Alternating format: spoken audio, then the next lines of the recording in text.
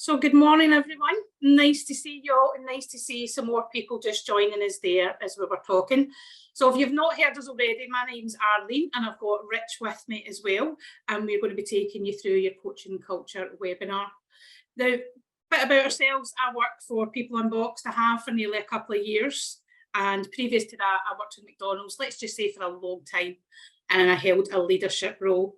But been working now in L&D on and off as well for a few years, and I'm really looking forward to this because leadership is my passion as well as mental health and well-being.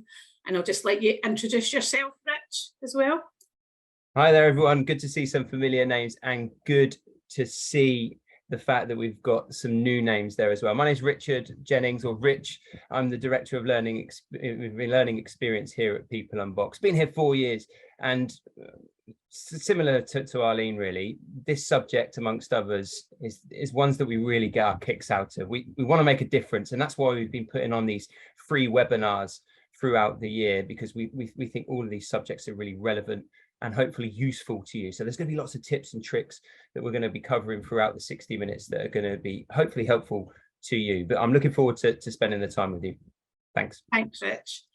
So just go through some housekeeping first of all. Not sure how many of you have been on Zoom before, so I'll just give you a quick run through of just some tips.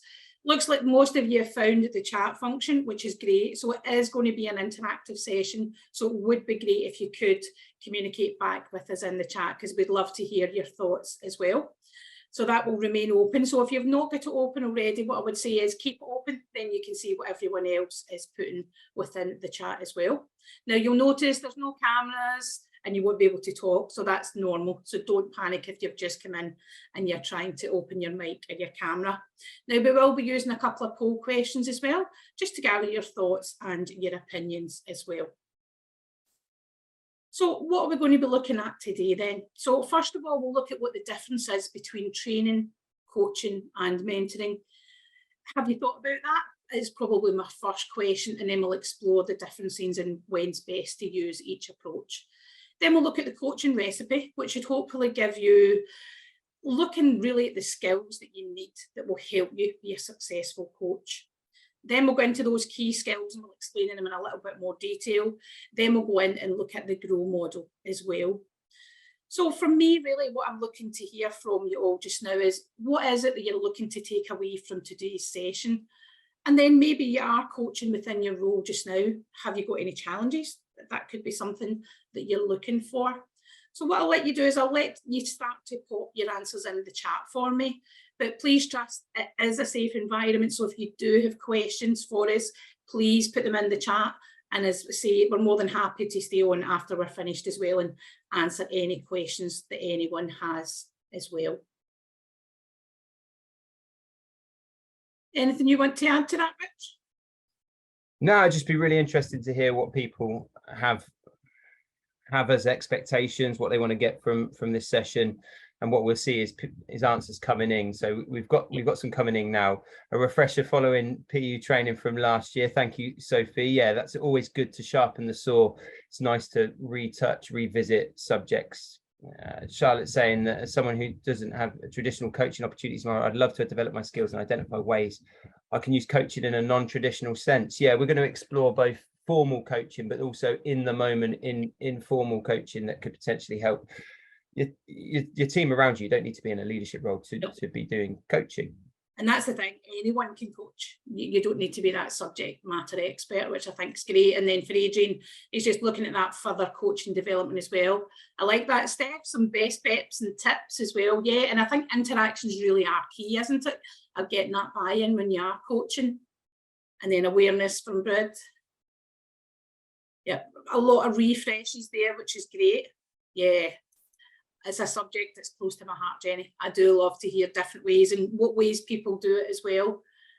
So hopefully we'll help you with that.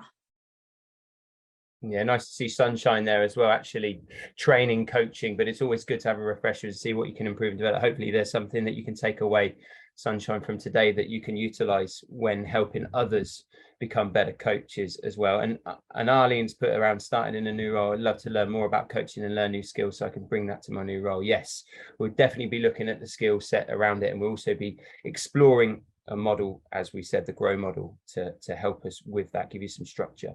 Great. Keep, So, keep them sorry. coming in. I was just going to say, keep them That's coming exactly what in.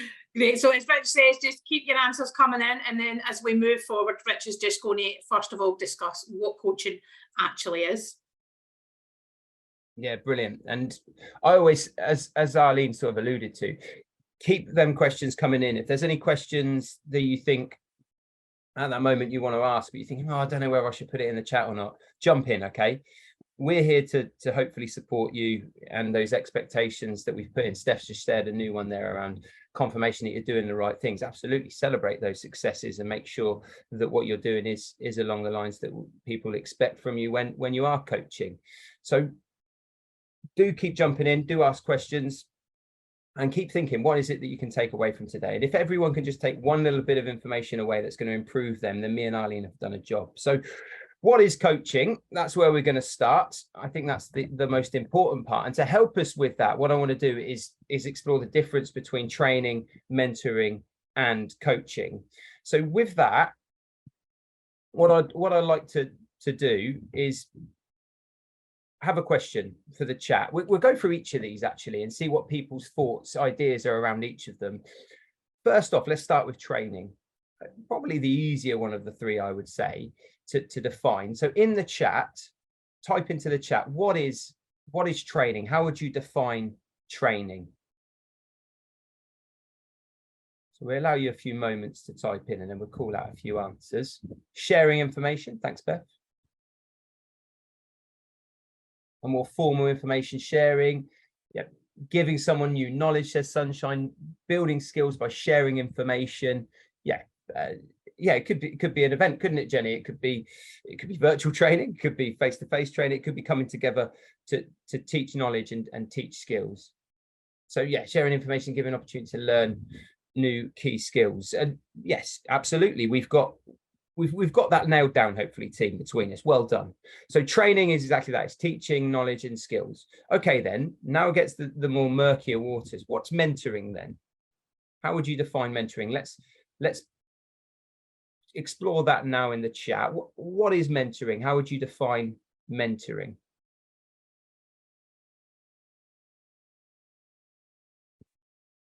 Okay, yeah, so that's quite deep, isn't it? Developing people's potential. Thank you.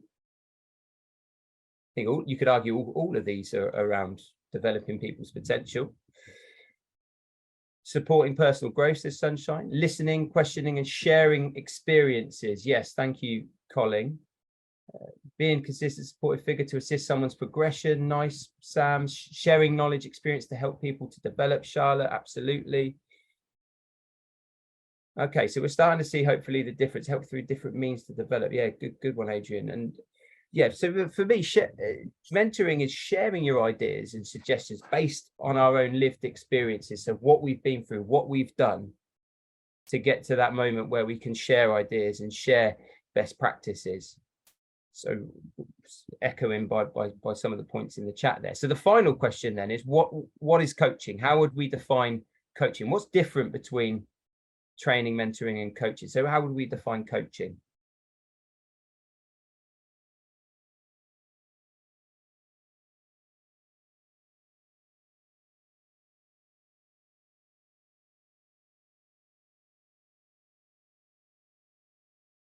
And try not to ask Alexa, all right?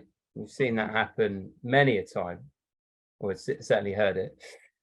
Try to think of an answer for yourself. What's coaching? Oh, Charlotte, yeah, asking well thought out questions to provoke reflection and lead to growth. I like that, providing step-by-step instructions to develop. Identify ways where people are held back. Yeah, exactly. Drawing out someone's existing knowledge, empowering them. I love that word. Empowering them to find their own answer, enabling others to find the solution. A journey to develop skills, knowledge over time to grow, says Jenny. Encourage someone to consider how they can develop and improve. Nice. Feel free to type in more to share your ideas, but exactly that. I think it's about asking the right question to draw out the answers from the coachee. And so with this, and we're going to go to a graph next to see where we pitch each of these dependent on a person's confidence and capability.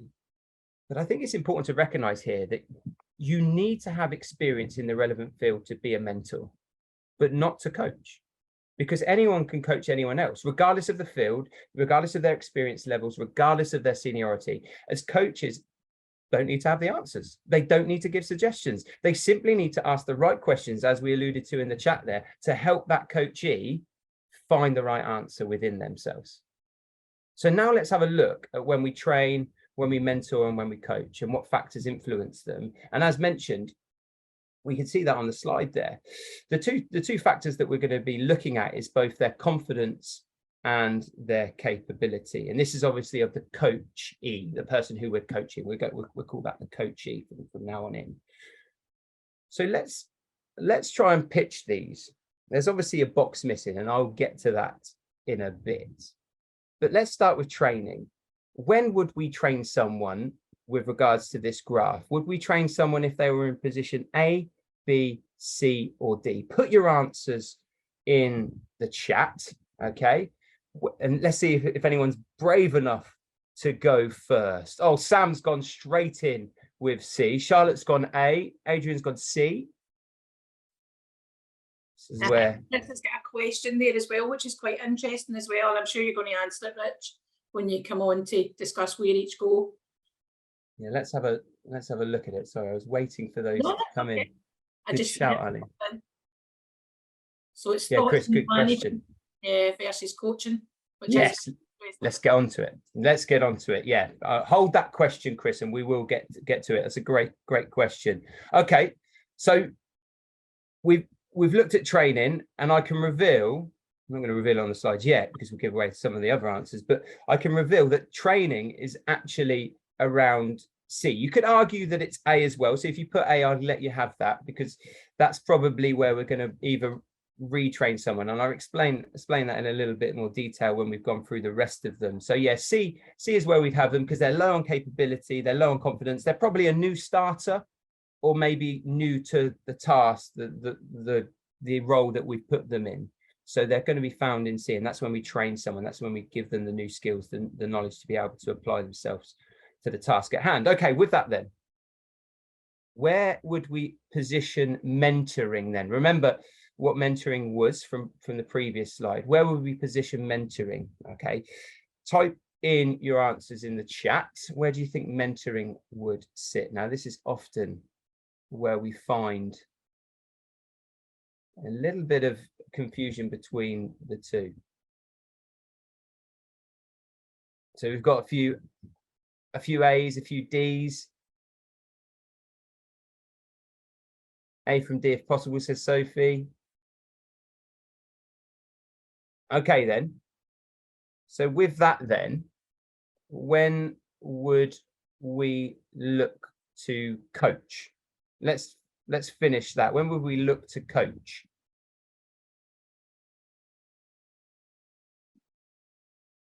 When would we look to coach? So type in your answers, final one. What at the start, B, D, B says Sunshine, B, D's, A's and B's throughout all. Yeah, and the argument is you can coach throughout someone's journey. It doesn't have to be just defined by this. I just like this model because I think it really helps you to frame your approach with individuals. So let's have a look at this. And this is where people start to go, huh, that's not right. Well, let me explain to you what we mean by this. And hey, this is a model or graph, and hopefully I can give some sense to it. So hopefully we understand the train and retrain section. I think that one's quite easy to identify first off. So we're going to train anyone who is low on capability and low on confidence, as we just suggested. They're probably a new starter, new to role, new to a task. So they're going to need the training to be able to successfully do the task that's at hand. Let's say then, let's look at the position A, which is retrain and manage, which is what one section we didn't give you. If they're quite high on confidence, but their capability is quite low, i.e. they're not doing the job to their full potential, then we're probably either going to have to retrain or manage. And at that point as well, if we are in a managerial leadership position, we should probably look at ourselves and think, hey, did I give them the right tools, the right equipment, the right knowledge, the right motivation to allow them to successfully complete their task? So rather than just pointing the finger at them, is there something more that we can do as managers, as leaders? But but certainly they're going to need to be retrained to help to increase that capability. Now, the difficulty was, where do we sit mentoring and coaching? And there is a fine line, obviously, and like many people mentioned, you can probably coach throughout in certain bits because you can ask questions at any given time. But I'm going to focus on mentoring first, which was in that position B. Now, the reason why we've got that there is because we can see that they are high in confidence and high in capability. And mentoring is about sharing our thoughts and ideas. And now, if we do that with someone who has high confidence in their capability, the chances are they will more likely be able to push back, add something to it, work collaboratively to come up with the best possible solution. Whereas if we try to mentor someone with low confidence, the chances are they're just going to go along with our suggestions because they don't have the confidence to push back, to challenge, to suggest new alternatives. So mentoring is about mentoring someone who is confident enough to challenge your ideas. So then that leaves us with coaching. And this is, we've kind of captured this already in the chat with the definition, but what coaching is about is it's about helping people to recognize that they have the knowledge, they have the ability, they have the skills, but we're just helping them to develop their confidence to make decisions and take action. Hopefully, we've defined that quite well. Yes, you can sprinkle coaching throughout the journey. Absolutely agree with that point. And then just going back to Chris's point, hopefully that's answered it. But I think managing and coaching, they do come together because you find the opportunities to coach someone whenever possible, asking informal questions. And we'll look at the techniques and the skill set behind that in a wee while. But what's really important here for me is that first off, we want to build them up to be successful by training them properly, giving them the tools, the skills, the knowledge to be able to apply themselves. And then once they have that foundation and we've managed them effectively, that's when we can then step into a more coaching role to then hopefully build up their confidence. And then if they are very confident and very capable and competent within the role, that's when we can hopefully mentor them. Okay, I'm gonna because this is probably the most confusing of the slides with regards to the coaching. So does anyone have any questions on that point before we go into defining coaching and making sure we're all on the same page?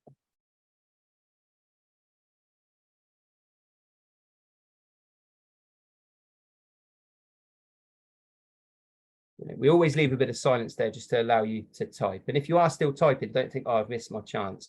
Myself and Eileen will keep an eye throughout. Hopefully that makes sense, and hopefully that's giving you some ideas to take away and think about your approach with individuals within your team when it comes to training, retraining, coaching and mentoring. So now we're going to look to define what coaching is. And this is first from Sir John Whitmore. And now Sir John Whitmore says that coaching is about unlocking a person's potential to maximize their own performance. And what it's actually about, it's helping them to learn rather than teaching them, which alludes back to some of your points earlier. Now, who is Sir John Whitmore? Well, a leading thinker when it comes to leadership development. He's wrote 5 books on leadership, on skills and qualities. He's wrote books on coaching and coaching within sports as well. And one of those books is Coaching for Performance. And that's sold over 1 million copies, 20 different languages. It's a very popular book. So if you're looking to take something away to potentially read, that could be the one for you. And this is where he also introduced the GROW model, which is what we're going to explore later on. Now, I've already alluded to the fact that there is 2 types of coaching, or 2 brackets. There is that formal coaching, which is the planned sessions where you sit down with someone and you coach them through a particular problem or challenge that they're experiencing. On the flip side, there's those informal coaching moments where you are in the moment, in a task, in a role, and you think, hey, this might be a good opportunity based on their capability and confidence level to ask a few questions. So we can use some of the skills to do either or, but there is moments within our working life when we're managing, when we're leading, to actually coach people. And we should be trying to find those moments, because if we do that, then hopefully we're going to unlock the person's potential to maximize their performance. Let's just ask a quick question here then, Ali. And type into the chat team. You've been very good so far. What are the benefits of coaching? What would you say the benefits of coaching are for yourself, for for your team member, for the coachee, for the business, anything you can think of. What are the benefits of effective coaching?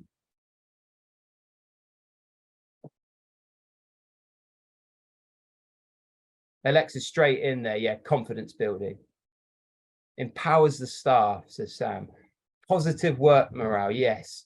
More empowered, motivated staff. Look at all these. This is brilliant. And get better buy-in when they come up with the idea, the solution themselves, says Sunshine. Performance enhancement, says Steph. It empowers the coachee. Support and engagement of staff. There's better engagement all round, isn't there? Yes, Jenny and Steph.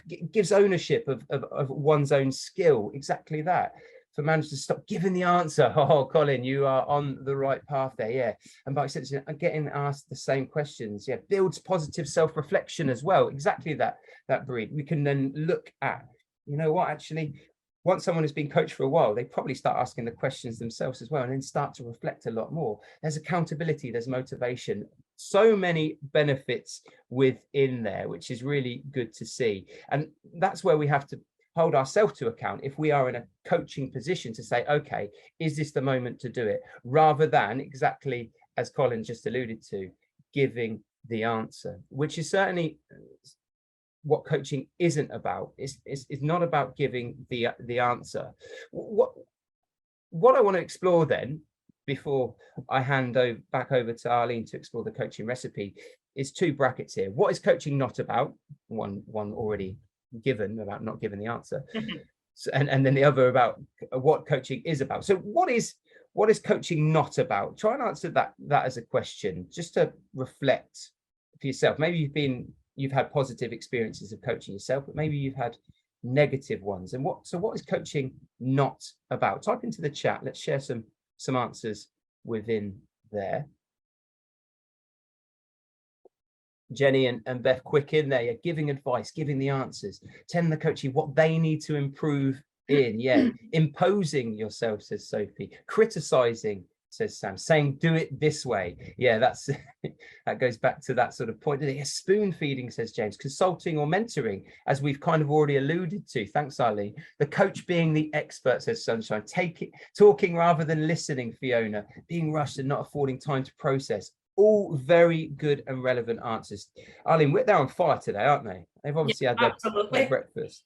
We've got go. Yeah. So a couple of points that I want to call out. Problem solving for the other person is what we said. Giving advice, already talked about, and leading your coachee into the answer or solution that you want or you think is best. The other one at the top, it's not about necessarily going away with an action point for you, the coach. Sometimes in a managerial position, or if we're in a leading position, we might just think, you know what, it's just easier if I do it myself. That's not what coaching is about. It's about developing them. It's about maximizing their potential. So we should be coming away with an action point. Okay, on the flip side then, and you can just reverse your answers, I guess, but try and be a little bit creative here. What is coaching about then? So type into the chat to you what coaching is all about.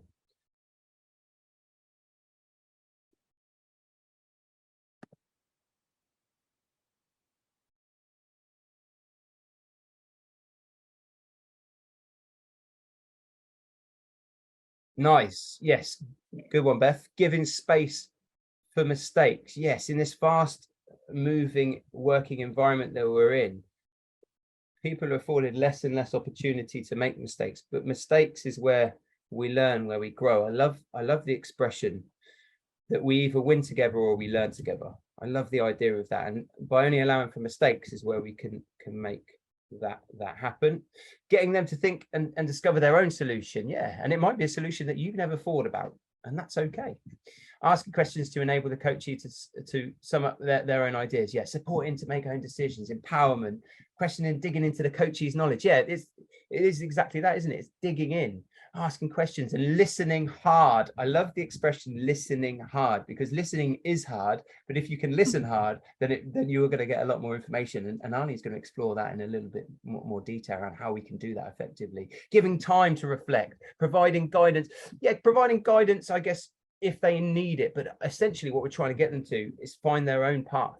You know, if it's there, I'm here to help, you know, but by all means, let's try and find the path for themselves. Asking open questions and considering the impact of each. Yeah, positivity, empowerment, trust, active listening, definitely getting the coachee to come up with their own ideas and giving them space to reflect.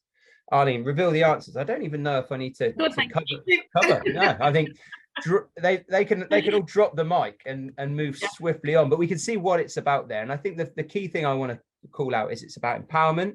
It's about them taking more responsibility, and it's about them therefore becoming more accountable for their performance and engagement. Perfect. Arlene, over to you.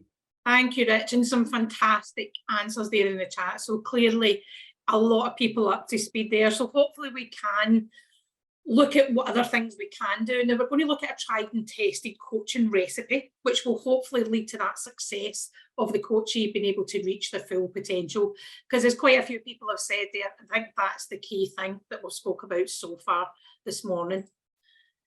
So let's have a look at the recipe then. So the first question I would like to ask you is, why do you think having the right mindset for the coach and the coachee is so important? Now we've started to kind of talk about that so far, so I'd be interested to hear why having the right mindset for both would be so important. Yeah, Sophie, absolutely, being open to that change, and that can be from both sides really, can't it? Yep, Steph, that full engagement. Yeah, I like that, Adrian. And it's that safe space to make those mistakes, isn't it, and learn from it.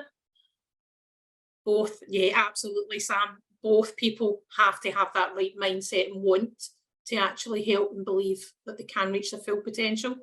And then Sunshine, you've got to go into the confidence that coachee, yeah, absolutely. If they've got the capability, it's how you get them to find their answer through building that confidence. And I think that really is important.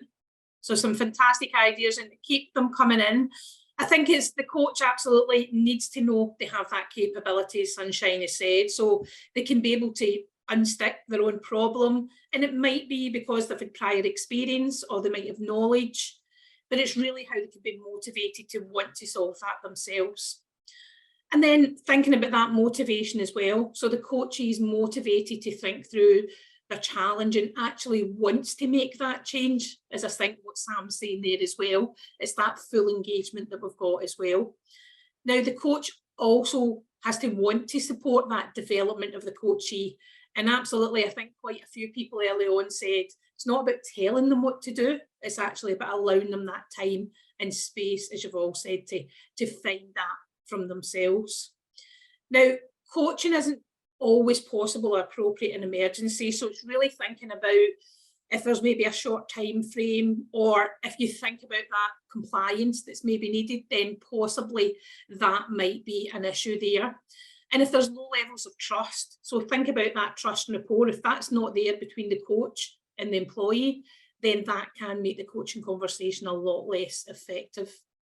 And then Sunshine's just added something in there, great. So yeah, appreciate it's a bigger investment. Yeah, absolutely. And it does take time, and it does involve that investment as well.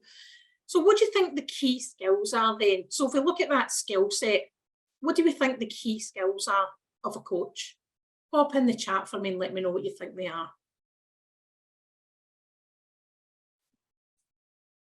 And I think some of you maybe alluded to them. Yeah, absolutely, Sunshine. Yep. Empathetic, Adrian, yeah, and being constructive, yeah, that active listening, absolutely, no judgment at all, well and truly being able to put yourself in that person's shoes.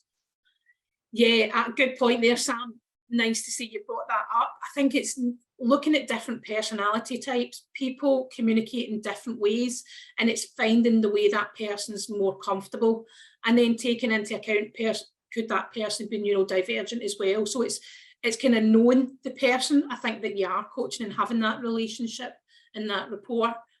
And then as Sunshine says, that open-minded, absolutely. Lots of different listening. Listening seems to be the key thing that I can see here coming through, and being non-judgmental. Yeah, it's that safe space, absolutely. And I think building that rapport, and by asking those questions as well, we can really get to help that coachee.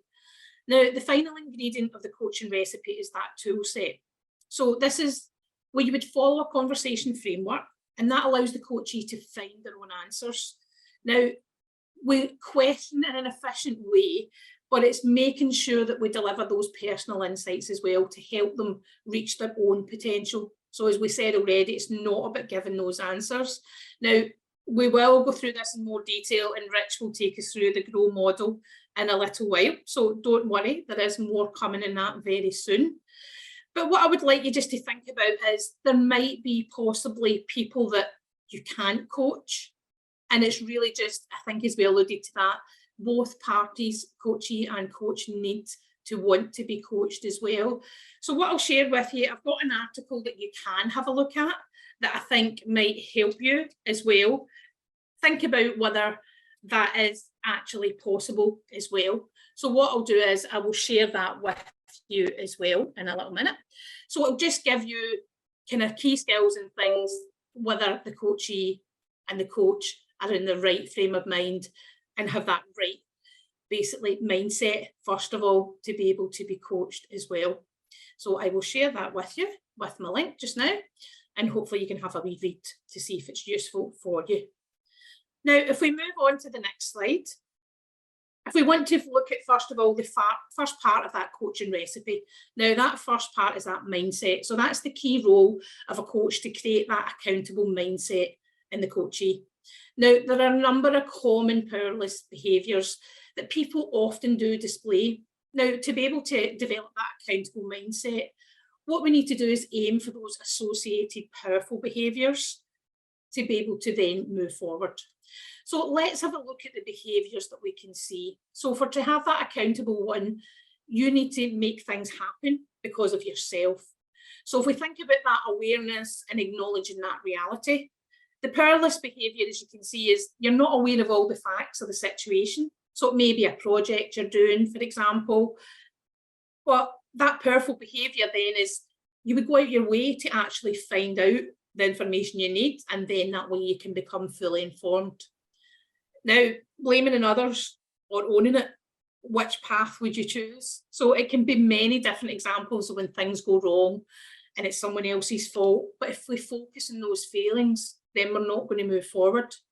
Whereas if we try and get people to focus on what they could do personally to improve that situation, and it might be at this point that we need to give some more training as well as coaching to the person that maybe felt it was to blame as well. So it's really looking at that bigger picture. Then making excuses, or are you going to find solutions? So again, there's many different examples of when people blame that poor result in the scenario, or it was beyond my control, I never seen this coming. But really, we should coach people to focus on what they can control and what things they could have done that possibly might have made a difference in that scenario as well. Now, if we wait and hope or make it happen, so again, we've all been in situations where we know something isn't right, and we hope maybe it'll just go away or it'll fix itself, but that doesn't often happen. So more often than not, things can spiral out of control and get worse. So we should coach people to take the bull by the horns and really be proactive, because I think proactive is the key with these mindsets. Now, all of these shifts from that powerless thinking to powerful mindset and behaviour really will help the coachee have a more accountable mindset. But just remember, the phrase and the thing they should keep asking themselves in each situation is, what more can I do?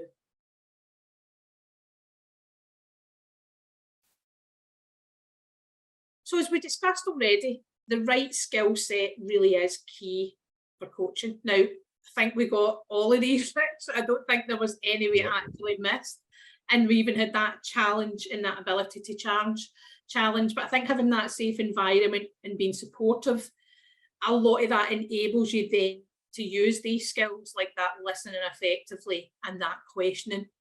Now, listening really is a crucial skill for coaching, and in particular that empathy, as I think most of you have mentioned as well. So it's really important to see the different situations that from the point of view of the coachee. So what I'd like to ask you just now is a poll question. So let me get my poll up. So what I want you to think about is, according to coaching experts, what's the ideal split between the coach and the coachee speaking? So when you're answering this, think about first the coach. How often should the coach speak? Should they speak 70% of the time, 60, 50, 40, 30? what percentage of the time should they speak versus the coachee?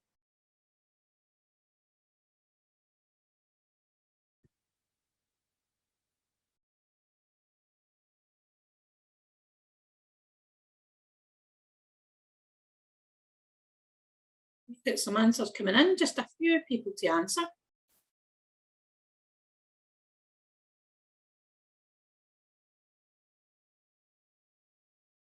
So think about the coach first.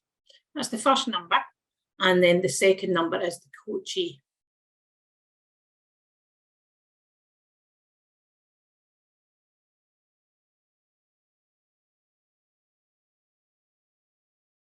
Okay, let's have a look then.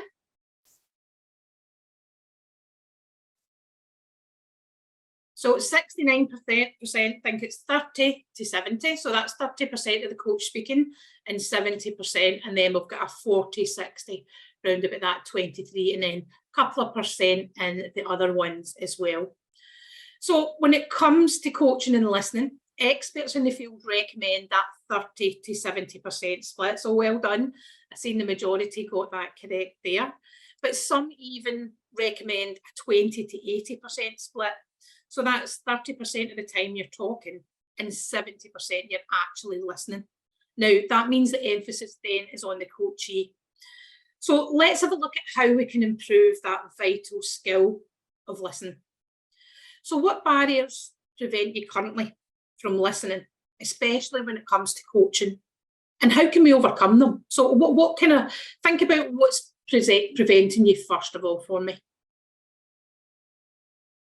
And then we'll look at trying to come up with solutions together.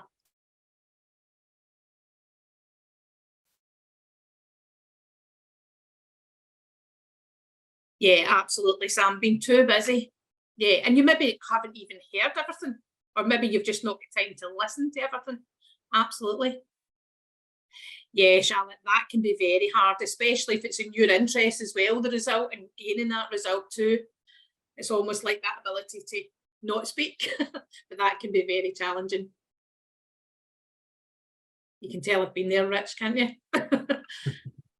And then listening, yeah, absolutely. You can't be listening to think what you're going to say, and that can be quite a hard skill. And we'll have a wee look at how we're listening in a moment anyway. So that should really help. Yeah, absolutely, sunshine. And people want to fix or offer advice, and it doesn't come from a bad place, because we genuinely just want to help. And we think we fix it or we offer advice. Yeah, and it can be hard to step back. But I think that's when the magic happens, when we do step back and just listen. Yeah, automatically giving them the answer. Yeah, and sometimes we need to think everybody works at different paces. So you could still be thinking of the answer, I could already have the answer, and it's just being mindful of everyone works differently. So hopefully the next thing about listening will help you with that. Yeah, Arlene, absolutely devote into that advice. So you think they just want advice, we need to fix it, we need to give them the solution, but really it's just looking at how we can give them space and listen. So let's explore that listening in a little more detail just now.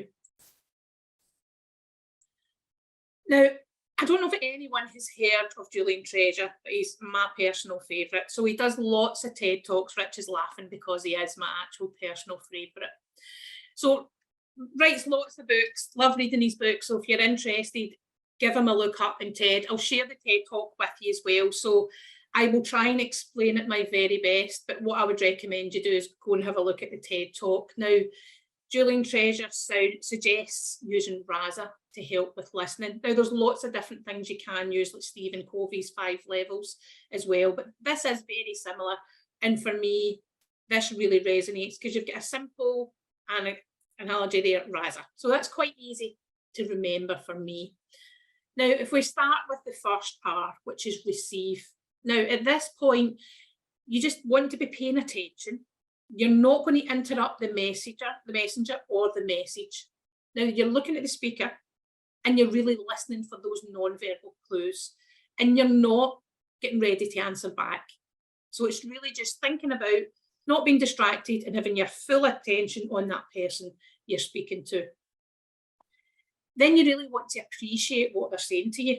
So that's by those non-verbal cues. So nodding could be one of them, or it could just be that eye contact to show that you are actually listening to them, or but you don't want to start opening. I think that can be the danger if you start to use the yes and but it can just be a simple signal to signify that, yeah, you understand and you are listening and you do appreciate what they're saying. Key thing to remember here is the first two parts, you don't speak. So the first two stages of that receiving and appreciating, you don't want to be saying anything here.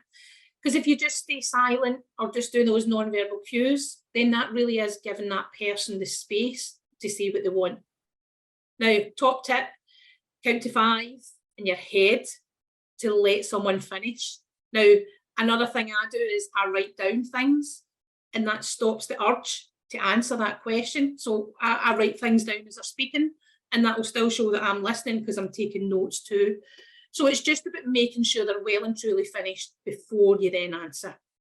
Now, often given that bit of extra time really will reveal something else, because it might just be enough time for them to think about what they actually do want to say to you, or they might have been holding something back. So really, that helps us get all the information we need. So then the next part is that summarise. So once they've finished and they've summarised, they've told you to show you what they've understood. So you've let them summarise and you've understood what they've said. Then you can speak. So then you want to ask those questions, and that's really key. And that will give you that deeper level of understanding. So it's really about taking time to understand, reflect, and paraphrase. But really make sure you manage your own beliefs and assumptions and be open to different perspectives. So just be aware of what's your body language saying as that person's speaking as well. So that's something just to be aware of. And another crucial skill, as we spoke about, is these questions. So we're going to take some time to explore these. Now, is there any questions at all about Raza before I move on? I mean, go and watch Julian Treasure. I could just listen to his voice all day. He sounds like hot chocolate. That's the way I describe it. So, all right, stop fangirling. Stop fangirling. So if you have any questions, please feel free to pop them in the chat. Yeah, Stephen Covey, see, another personal favourite. I'm going to move on, Rich, because I'll end up being out of time if I carry on talking about two of my favourites. So another way to help us ask those powerful questions is TED. So I don't know if you've heard of TED. Now, these are questions that are super easy to use in that moment. So that's more about prompting them or slanting the answer in a certain way, so it's directive, but it's not influential like a leading question. And it really can just sometimes be that prompt or that encouragement that will help them think about it more and then allow them to reach their full potential. So if we start with the tell me more about, so it could be tell me more, tell me what happened, tell me how you went about producing that report, or it could be tell me about something that's went well. And then you've got to explain. So explain what the customer said when they phoned, or explain your idea for improving that system, or it could be explain what you mean.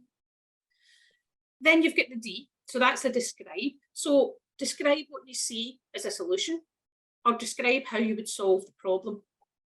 Now, you can use these quite easily in the moment. So it's thinking about the what's, the where's, the when's, and really make it concise, but don't make it too long. And one thing you want to really avoid is using that why. Why did you not do that? Why do you think that? It's just very emotive why. And when we ask why, people just tend to be defensive straight away. So really thinking about what other words and how you can reframe it really does help. And I think mastering that skill of coaching is really about the ability to listen and ask those great questions as well.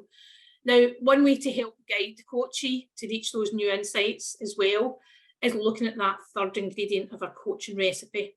So it's important to remember that this is a guideline, and it might require moving about at different parts and different times, but really the skilled coach should be able to process this as a way of keeping that conversation going and really keeping those questions on track.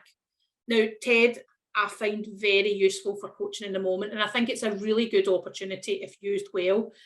But there is a more structured way, and that's the GROW model. And we're going to let Rich take us through the GROW model now.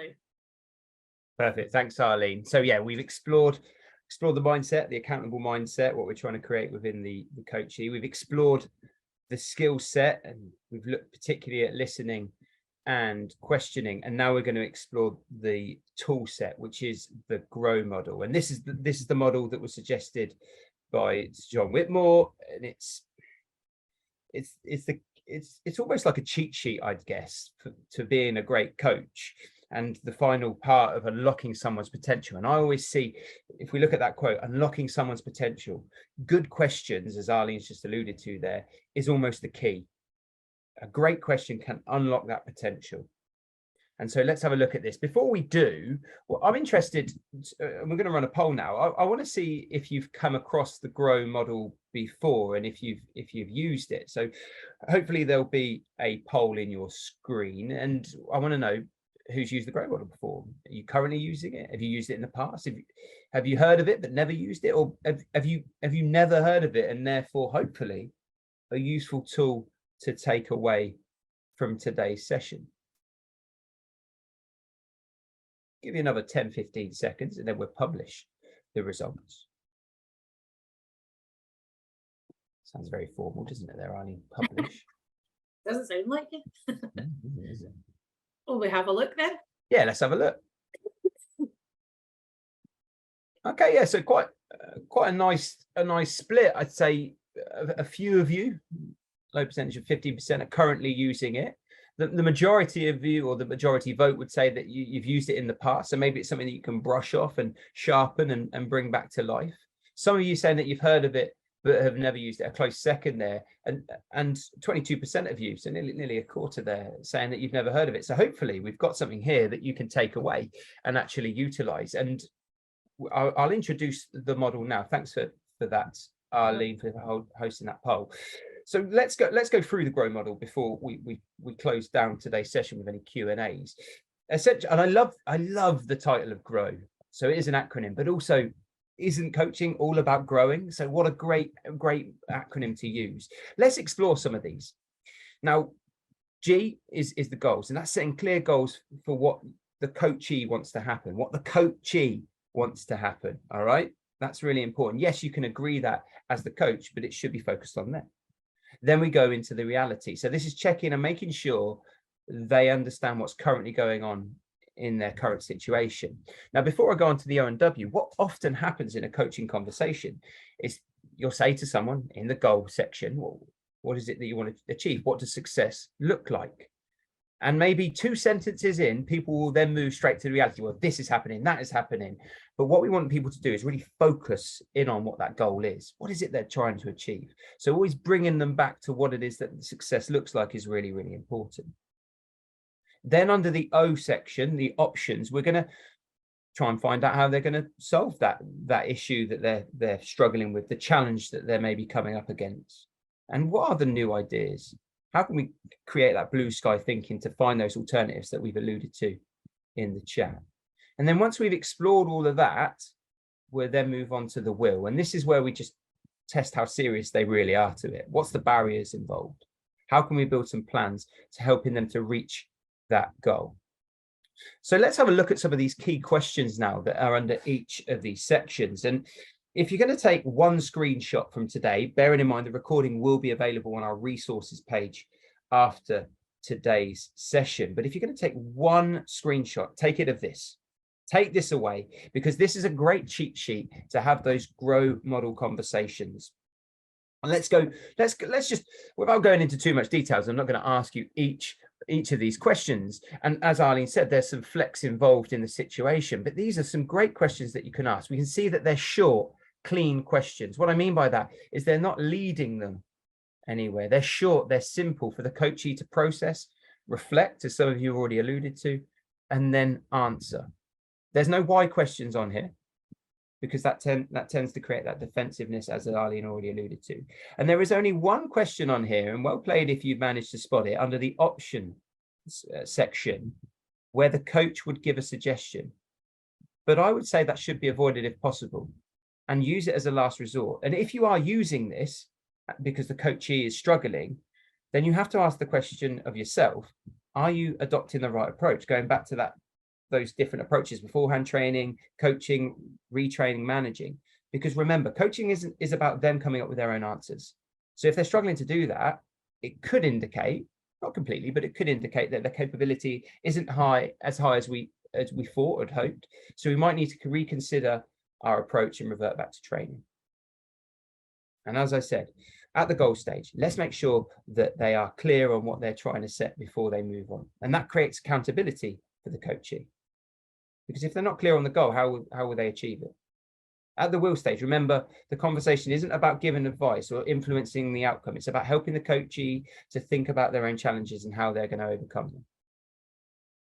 So I think this is a great cheat sheet to take away and use some of these questions. You don't have to use all of them. And sometimes a good question will elicit more answers that we're probably going to tick some of these off already. And just to reflect on today's session before we finish and potentially look at some barriers. Let's give you an opportunity to reflect. So what and you don't have to answer these in the poll, this is just for you. What are the benefits of coaching to you? And what do you want to achieve from it? How important is coaching to you from 1 to 10? And how can you make that score a little bit higher? Moving forward, how can you apply some of the learning from this workshop today in your everyday practice?